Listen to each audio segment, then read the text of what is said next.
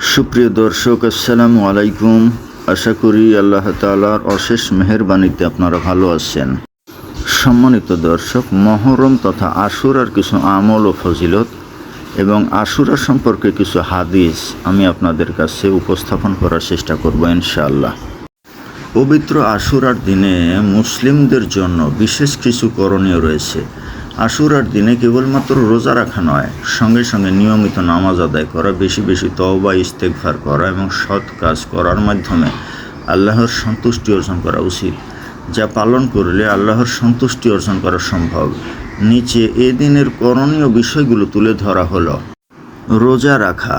আশুরার রোজা কবে রাখতে হবে এবং কয়টি রাখতে হয়? বিভিন্ন হাদিসে আশুরার রোজার ফজিলত রয়েছে। হযরত আবু কাতাদা রাদিয়াল্লাহু তাআলা আনহু থেকে বর্ণিত হাদিসে আছে, নবীজি সাল্লাল্লাহু আলাইহি ওয়াসাল্লাম বলেন, মহান আল্লাহর কাছে আমি আশা পোষণ করি যে তিনি আশুরার রোজার মাধ্যমে আগের এক বছরের পাপ ক্ষমা করে দেবেন। তিরমিজি 752। নবীজি সাল্লাল্লাহু আলাইহি ওয়াসাল্লাম বলেন, তোমরা আশুরার দিনে রোজা রাখো, তবে এক্ষেত্রে ইহুদিদের সঙ্গে মিল না হওয়ার জন্য মহরমের 10 তারিখের আগের দিন অথবা পরের দিন আরও একটু রোজা রাখো। মুসনাদে আহমদ 2154।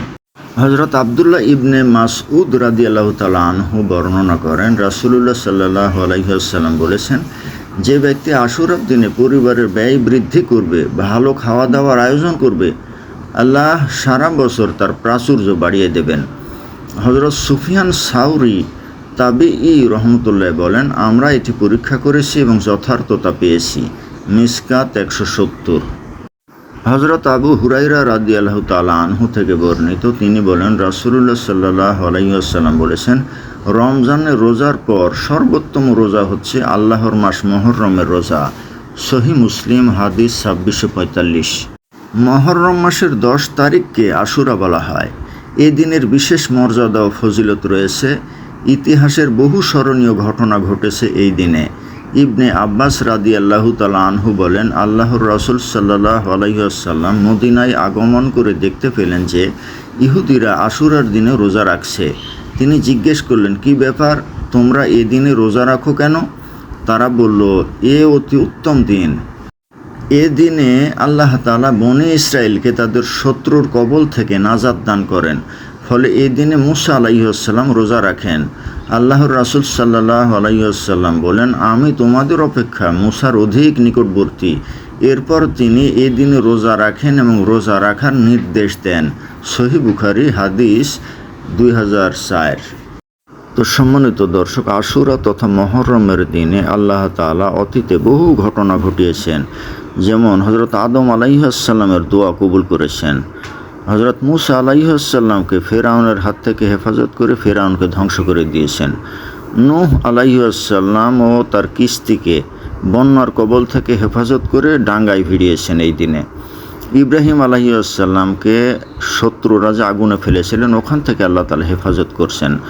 হুসাইন রাদিয়াল্লাহু তাআলা আনহুকে এই দিনে শহীদ করা হয়েছে। তো এরকম আরও বহুত ঘটনা আশুরার দিনে আল্লাহ ঘটিয়েছেন এবং এই দিনে আল্লাহ তাআলা পৃথিবী সৃষ্টি করেছেন এবং এই দিনে আল্লাহ পৃথিবী ধ্বংস করবেন।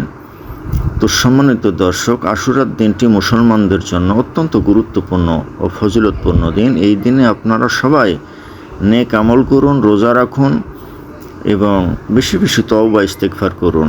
আল্লাহ তাআলা আমাদেরকে আশুরার ফজিলত ও বরকত দান করুন, আমিন। তো সম্মানিত দর্শক, ভিডিওটি ভালো লাগলে লাইক, কমেন্ট, শেয়ার করুন এবং আমার চ্যানেলটি সাবস্ক্রাইব করুন। আল্লাহ হাফেজ।